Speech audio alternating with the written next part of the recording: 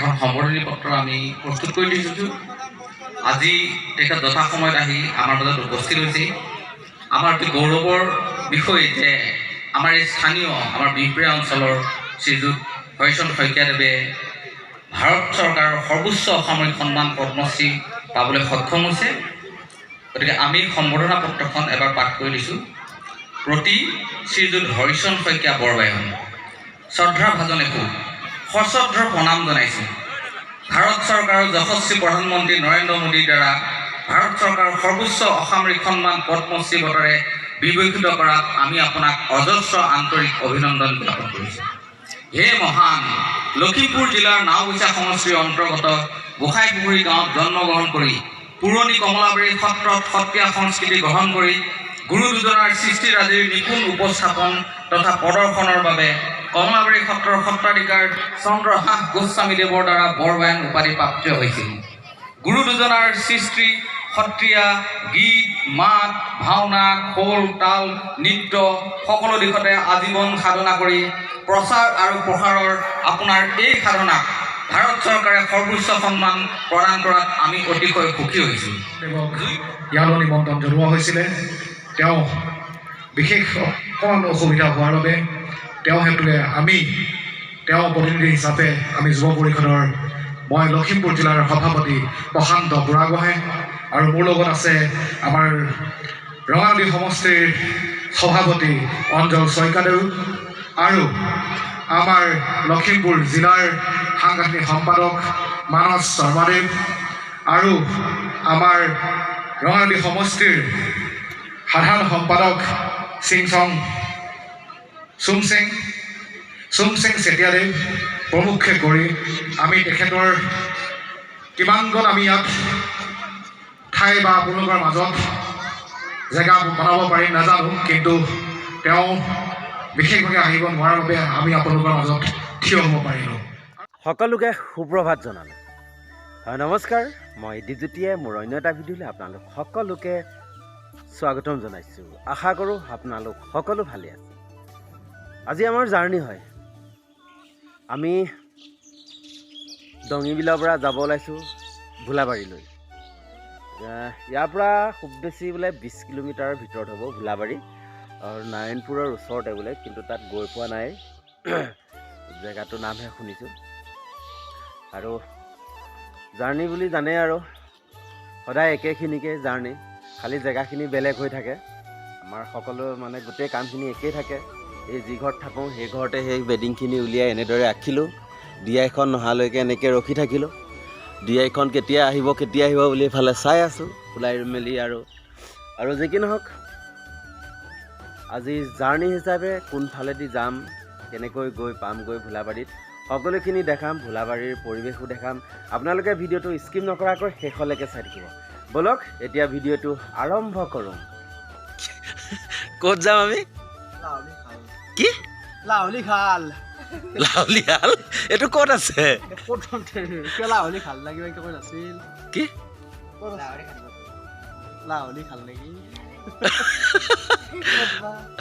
আমি যাম ভোলাবাৰী।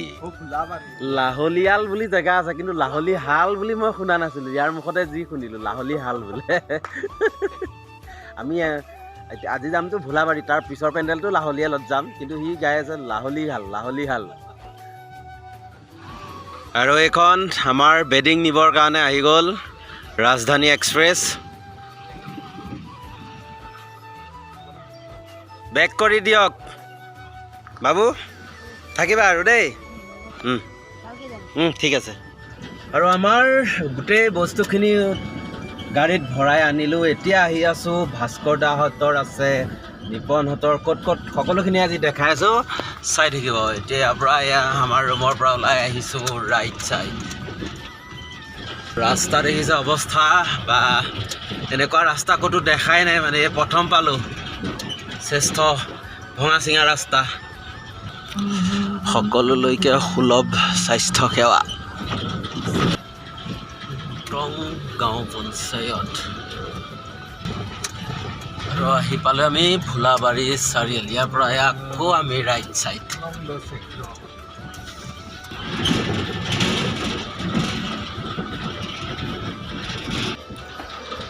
আৰু এইখন ঘৰত আছে প্ৰাঞ্জল দা। চব পেলালি। ৰাস্তা বেয়া কাৰণে গোটেই বেডিং দিছে, লদন পদন হৈ পৰিছে। আৰু এইখন ঘৰত আছে ভাস্কৰ দা, গায়ক দা আৰু প্ৰতাপ দা। গুড মৰ্ণিং গায়ক দা। Morning morning.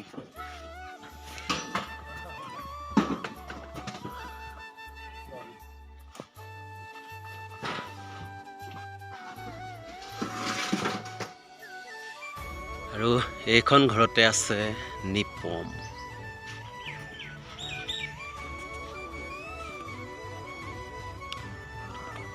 এইখন ঘৰতে নিপন আছিল। আৰু এয়াই আছিল আমাৰ ডঙিবিলৰ পৰিৱেশ।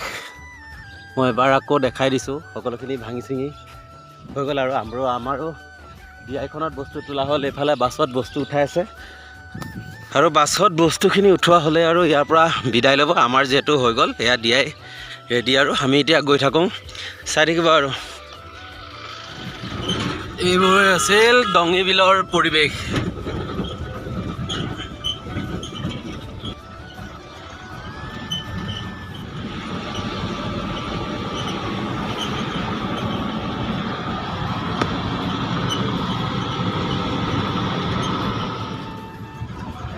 ইয়াৰে যিটো শ্বৰ্ট ৰাস্তা, ইমান ভঙা মানে গাড়ী কিবা হৈ যায়, এনেকৈ যায়। সেইকাৰণে একদম এই দেখিছে মাথাউৰি ওপৰে আহি আছোঁ। যিহেতু মাথাউৰিৰ ওপৰ এইটো ব্লক পাৰি থৈছে, ভাল ৰাস্তাৰ কাৰণে অকণমান দূৰ হৈছে। আৰু ইফালে আহি আছোঁ আৰু ভাল ৰাস্তাৰ কাৰণে। আৰু পাই গ'লোঁ আমি হাইৱে।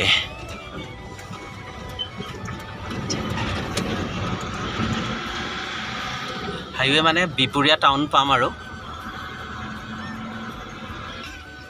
গুড মৰ্ণিং দে। পানী ভৰাবৰ কাৰণে লৈছোঁ, নহ'লে পানী বৰ দিগদাৰ হয়। এই যে দুটা লৈ হৈ গ'ল, দে যাওঁ জেকচন বলক। আৰু এয়া হ'ল বিপুৰীয়াৰ টাউন। ইয়াৰ পৰা আহি আছোঁ, ৰাইট ছাইড দেখাইছে কাৰণে ৰাইটতে আহিছোঁ।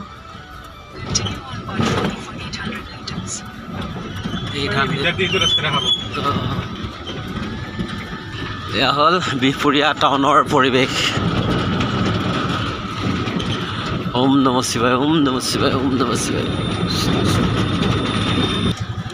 আৰু ইয়াৰ পৰা যাম এতিয়া লেফ্ট ছাইড। বৰবিল আছে এইফালে, বৰবিল কিবা কিবি লিখা আছে। আৰু আহি আছোঁ।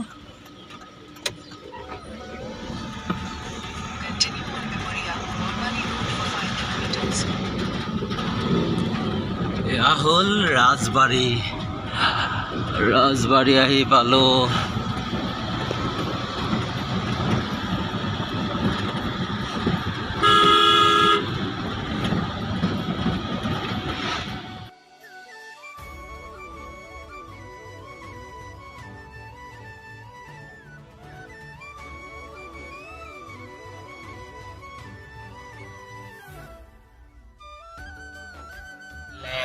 left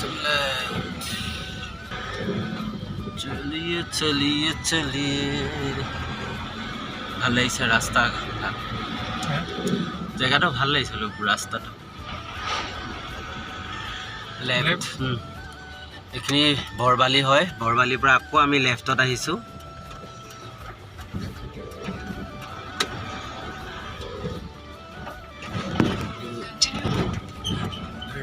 right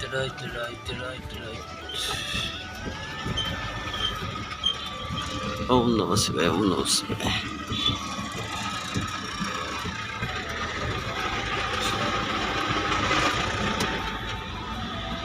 Continue for 6 kilometers.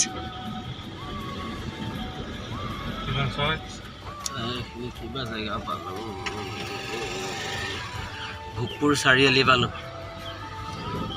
এইটো হল ভোগপুৰ চাৰিআলি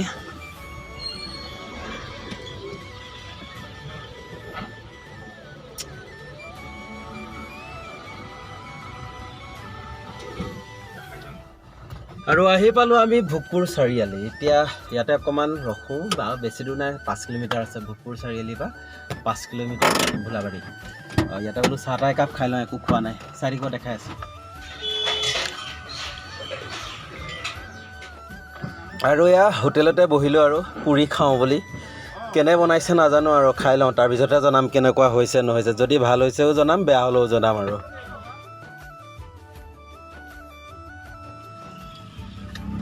ভোগপুৰতে পৰঠা খাই মেলি ল'লোঁ, ইমান বেয়া বটলা খালোঁ নহয়, নিমখ চিমখ নাই, উপায় নাই আৰু তেনেকৈ খাই দিছোঁ, হোটেল চোটেল নাই কাৰণে।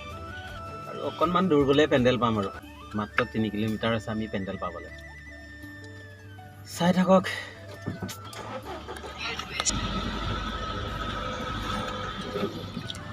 আৰু ইয়াৰ পৰা যাম এতিয়া আমি লেফ্ট চাইড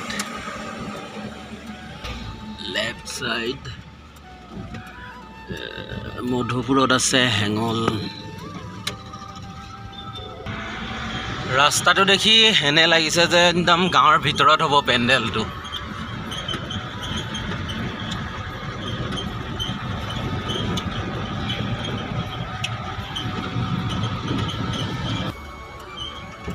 ফাইনেলি আহি পালোঁ ভোলাবৰী। এয়া হ'ল ভোলাবৰী।